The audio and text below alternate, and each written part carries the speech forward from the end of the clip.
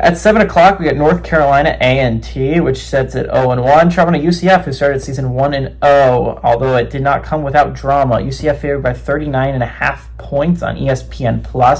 Taven Jackson went 17-24, threw for 282 yards, 2 touchdowns, 0 interceptions. He did not start for the Knights, but he came in reserve from Cam Fancher's injury and honestly played better than Fancher, and he will be starting in this game. Miles Montgomery was their leading rusher, 21 carries for 79 yards, also his leading receiver with 3 catches for 71 yards.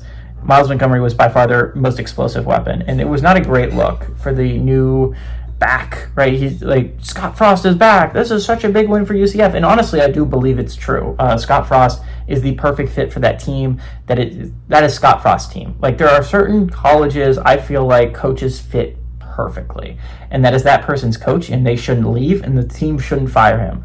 That is the perfect coach, and they are going to be as successful as they can be with that coach. Again, Gundy is that way with Oklahoma State. That is Oklahoma State's coach. Until he retires, he should be Oklahoma State's coach. Same with Utah, right? Whittingham fits that culture perfectly, and he built that team. Kirk Ferentz at Iowa. I think that there's a lot of examples of teams that the coach fits them perfectly, and they fire them, and that they've been bad ever since. Christ fit Wisconsin culture perfectly, and they fired him. UCF, Scott Frost wins at UCF. It's just what he does, and then he left for the Nebraska job, and he should have never left for the Nebraska job. UCF is the perfect school for him, and I understand why he left, because at the time UCF was a group of 5. Now it's a Power 4 job, and I think he's going to do a good job with this job.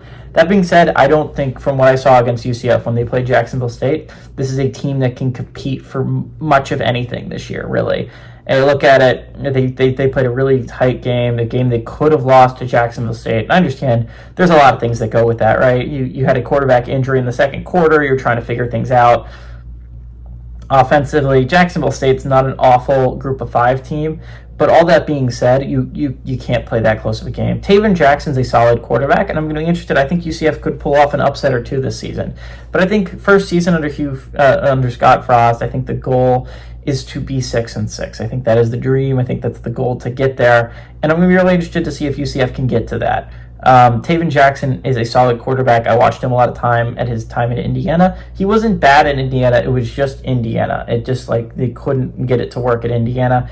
And so UCF, I think this is a really important, good job for Scott Frost to turn this program back around. I would love to see UCF become a really good team in the Big 12. The Big 12 is such an interesting conference where I think we'll see a different team almost win it every year. I don't think we're going to see a domination.